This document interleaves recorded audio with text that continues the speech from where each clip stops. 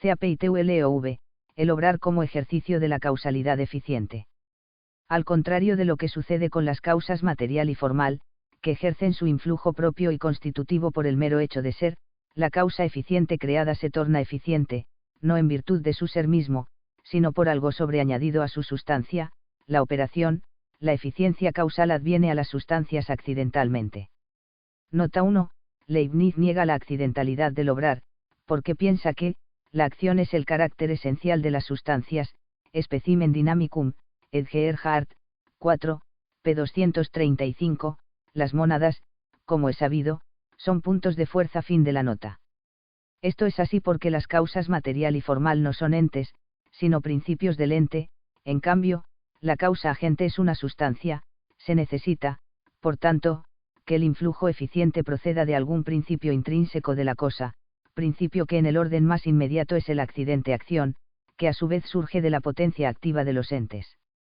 Como la experiencia atestigua, todas las cosas son capaces de obrar, manifestando por medio de las operaciones su perfección intrínseca, que se comunica a otras cosas, desde la casi nula actividad de lo inerte hasta la perfectísima operación de Dios. La riqueza interior de los entes se despliega en un conjunto de acciones, que es un índice de su misma perfección. En Dios, sin embargo, su obrar no es algo sobreañadido a su sustancia, sino que se identifica con su mismo ser. Las implicaciones del obrar son muy amplias. Por medio de operaciones las criaturas alcanzan su fin, se relacionan mutuamente y dan lugar a un orden entre ellas, se perfeccionan a sí mismas y a las demás, etc. Como las cosas son más perfectas en cuanto poseen más actualidad, se puede decir que los entes creados son más nobles y más elevados en cuanto están en actividad, y entonces reflejan mejor las perfecciones de Dios. Hemos de tener en cuenta, sin embargo, que nos referimos al obrar bueno y recto, verdaderamente perfectivo. Las acciones malas, inútiles, desordenadas o destructivas, más que constituir un hacer, deberían denominarse propiamente un deshacer, deagere, como es el caso del pecado. Un acto que priva de bondad es un acto más negativo que positivo y, en rigor, no proporciona un aumento de perfección, al contrario, la disminuye, al apartar a la gente de su fin último. Es verdad que un experto en robos aumenta su capacidad de hurtar con la práctica, a fuerza de cometer nuevos delitos. En este sentido podría decirse que acrecienta la actualidad de su pericia como ladrón. Pero como se trata de una mayor facilidad para el mal, en lugar de acercarle a Dios, lo aparta de él, en vez de perfeccionarlo, lo perjudica. 1 Naturalez del obrar. Obrar es hacer algo en acto, realizar cualquier tipo de operaciones, y así, obra o actúa quien construye una carretera o edifica una casa, el que escribe una carta o concibe una idea. Lo hecho la carretera, la casa, la idea es el efecto de la causalidad eficiente, y el acto por el que el agente obtiene ese efecto, la acción u operación. Aunque en el lenguaje corriente se utilizan a veces de modo indistinto, en metafísica los vocablos acción y operación se distinguen de modo más preciso, designando cada uno un modo diverso de obrar. Acciones transeúntes, son las que proceden del agente hacia una cosa exterior a la que transmutan, como iluminar o cortar algo, y se llaman propiamente acciones. Aristóteles reservó el término tzoiig, sustantivo verbal de tzoiib igual a hacer, para designar este tipo de acción. Los latinos lo tradujeron por facere y en castellano empleamos el verbo hacer. B. Operaciones inmanentes, son las que no proceden hacia un ente exterior, sino que permanecen en el mismo agente, perfeccionándolo. Entender, oír música, estudiar, querer, se denominan con propiedad operaciones. En el lenguaje aristotélico se designa como poieikou. Nota 2, el término praxis en el marxismo adquiere un matiz peculiar, que no es el aristotélico. En la filosofía marxista, la praxis tiene el sentido de acción humana transformadora del mundo, en orden a la construcción de la sociedad comunista. Si fara del NOC, y carácter general y del pensiero político contemporáneo, y, lección y suleme marxismo, a Giuffre, Milano 1972. Fin de la nota. De type attelu, y su translación latina es agere, el castellano carece de un término riguroso para designar el agere, se suele emplear obrar. Lo que caracteriza a la acción es el hecho de ser transitiva, de perfeccionar a un ente exterior al que obra, en tanto que la operación perfecciona al sujeto que la realiza. Nota 3, La acción transitiva constituye el predicamento o categoría denominado acción. La operación inmanente, en cambio, entra a formar parte, según la opinión más tradicional que inicia Capreolo, del predicamento cualidad. Fin de la nota. La acción transitiva es algo intermedio entre el agente y el paciente, es una actividad que brota de un ente y se aplica a otro, por eso, en su sentido más estricto, es perfección del efecto, y no de la causa. La operación, en cambio, como termina en quien obra, constituye en todos los sentidos un acabamiento del agente. Todos los actos de la vida sensitiva e intelectual son operaciones inmanentes. Efecto, es propiamente el resultado de las acciones transitivas. En las operaciones inmanentes, en cambio, aunque se produzca un efecto diverso de la operación misma, por ejemplo, los conceptos, en los que termina la simple aprehensión, este no trasciende a la interioridad del agente, por eso, más que de causalidad eficiente, hay que hablar de proceso interno que acontece en un sujeto, así como un accidente emana de la sustancia. Así decimos, por ejemplo, que una persona actúa al alegrarse, al realizar operaciones discursivas, al concebir un pensamiento. De todos modos, en la medida en que estas actividades implican una transmutación de la potencia al acto, hay verdadero ejercicio de alguna causalidad, cuyo principio motor es el alma, o simplemente la naturaleza en cuanto principio de operaciones. Las acciones transitivas son fruto de la perfección intrínseca de las cosas, y en muchos casos de sus operaciones inmanentes. Por ejemplo, solo puede enseñar a los demás, acto transeúnte, el que sabe, acto inmanente, solo se transmite la vida física, generación, si se tiene vida, en el orden moral, solo se puede ayudar a los demás, actividad exterior, si se tiene vida virtuosa. Del mismo modo, Dios crea el universo y lo adorna de perfecciones, porque es el ser subsistente y tiene sabiduría y amor. En Dios, sin embargo, todas sus acciones son su mismo ser. Las operaciones inmanentes, por tanto, no son algo relacionado con el egoísmo, sino con la perfección intrínseca de las cosas. La relación inmanente se debe ordenar al último fin, conocimiento y amor de Dios, y sería desordenada si se dirigiera a la criatura como a su fin último. Una vez que el sujeto alcanza ordenadamente su perfección intrínseca, ser, naturaleza, obrar, es capaz de comunicar a los demás sus perfecciones, como fruto de su actualidad. 2. Los fundamentos del obrar. Puesto que obrar es comunicar de algún modo la actualidad propia, cualquier agente obra en la medida en que es en acto. Él es ser, origen último del obrar. Como el ser es el origen de la actualidad de cualquier acto del compuesto, se constituye también en la raíz y el fundamento último de sus operaciones. En este sentido, hay que afirmar que el obrar sigue al ser, operar y sequitur esi, pues se deriva de la perfección última y más radical del ente, el ser 4. De ahí que las cosas desplieguen una mayor y más honda actividad en la medida en que son entes de un modo más pleno, cualquier cosa actúa en la medida en que es en acto, y por eso, en cuanto algo tiene un ser más deficiente, tanto menos es activo, como es manifiesto en el caso de la materia prima, que no posee ninguna potencia activa porque ocupa el último grado entre los entes. 5.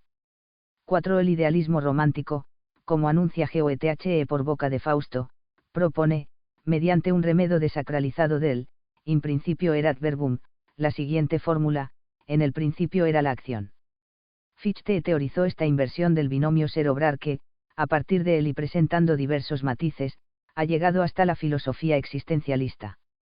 Por ejemplo, Sartre, aunque admite que, actuar es modificar la figura del mundo, disponer medios en vista a un fin, el Retleneant, París 1943 p. 508, considera, sin embargo, que eso no es lo importante, pues el hacer humano es hacerse a sí mismo, el ser del hombre se reduce sin residuos a pura acción.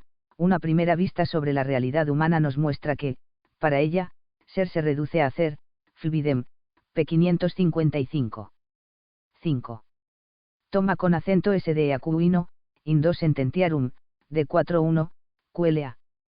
4. Sol. La naturaleza, principio específico de las operaciones. Las criaturas no son puro ser, sino que tienen el esi recibido en una esencia, que lo limita y contrae. La forma sustancial determina el grado de entidad de los seres finitos, haciendo que sean de un modo u otro. Por eso, la forma, que es principio específico para el compuesto, se constituye consecuentemente un principio específico de operaciones, determinando el modo en que las cosas actúan. El modo de obrar de cualquier cosa sigue a su modo de ser, y según el grado de las formas en la perfección del ser, se establece también su graduación en cuanto a la capacidad de obrar. Un animal no puede pensar, una piedra no puede sentir, porque no poseen la forma sustancial adecuada, de la que proceden esos actos. De ahí que la sustancia se manifieste principalmente a través de su obrar. El relincho revela la presencia del caballo, el ladrido, la del perro, y las operaciones racionales y voluntarias ponen de manifiesto la espiritualidad de la naturaleza humana.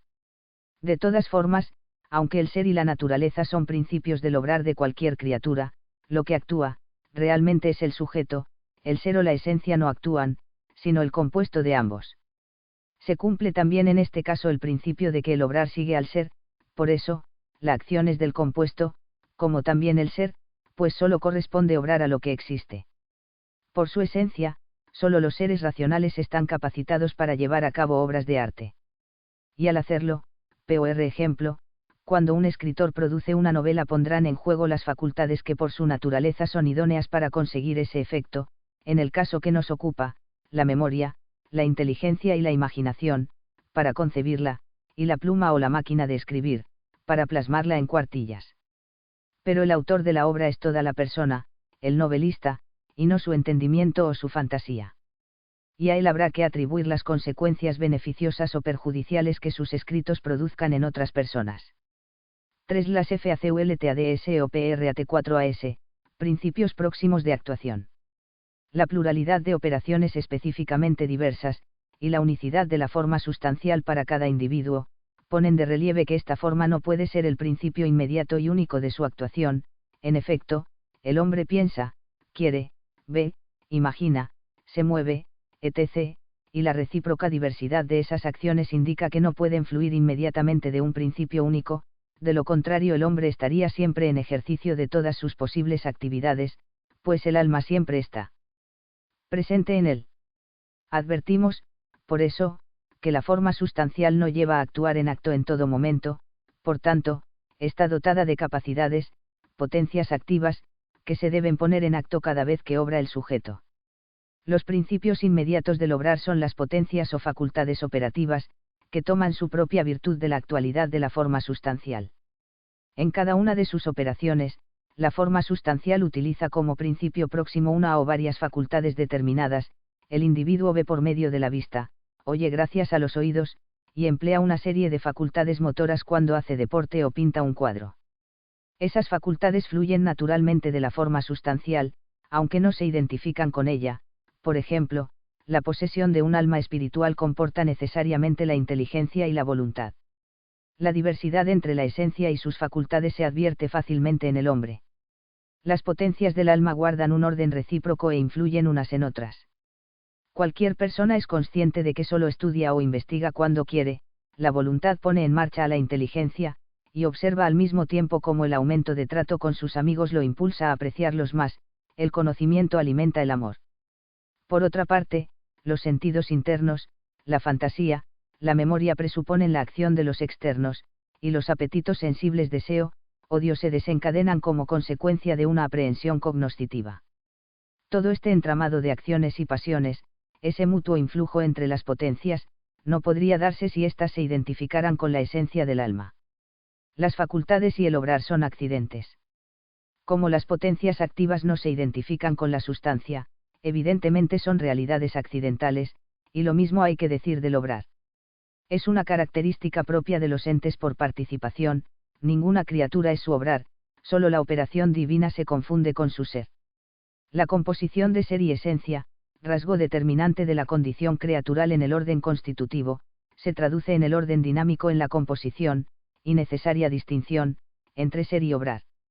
En ninguna sustancia creada se identifica el ser y la operación, pues esto es propio exclusivamente de Dios. 7.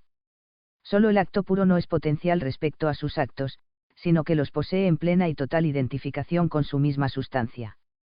A las criaturas, por el contrario, les compete perfeccionarse con su obrar, adquirirlo y poseerlo como un recipiente contiene algo distinto, como una potencia es colmada por el acto. La experiencia común manifiesta la diversidad entre el ser y el obrar. A. el ser de cada ente es uno, mientras que sus operaciones son múltiples. B. La acción no se realiza siempre, es pasajera, y el ser y su sujeto son estables y permanentes. C. Si ser fuera obrar, el hombre no sería hombre, por ejemplo, al estar durmiendo, o cuando todavía es niño. En algunos sectores de la filosofía moderna se ha pretendido, sin embargo, identificar el ser de los entes con sus operaciones, y hacer de éstas el núcleo más íntimo de las cosas y el origen de toda su perfección. El hombre, por ejemplo, no sería una criatura que ha recibido el ser de Dios, sino el resultado de su propio hacerse, producto del pensamiento en única 2 del conocimiento sensible en FI, UAI, RIA, N de la actividad económica en MARX, etc. Estos sistemas se pretenden de alguna manera atribuir al hombre una perfección que solo compele a Dios. La consecuencia de poner al OBRARCREATURALCOMEOPRINCIPIODLSERM y idealismo, marxismo, etc., es trastocar el orden de la creación, haciendo del hombre el dueño absoluto de su ser y de su destino. Conocer, en cambio, que el obrar procede del ser de las cosas, lleva a advertir que nuestras operaciones tienen una regulación trascendente, no podemos hacer lo que queremos, pues obramos en la medida en que somos, nada puede obrar por encima de su especie, y en consecuencia actuamos en orden a un fin, que mide nuestras obras y determina su bondad o maldad. Un agente puede obrar según su especie o por debajo de sus posibilidades, pero no por encima de lo que es proporcionado a su especie. Bibliografía. J. D. Feina N.C., Etre Tahir dans la philosophie de Saint Thomas, University. Gregoriana, Roma, segunda ed. 1960. A. Marc, de Dialéctica de la Afirmación, Gredos, M. Madrid 1964. MDPH y Lippe, L. Activité artistique. Philosophie du faire, Beauchesne, París 1970.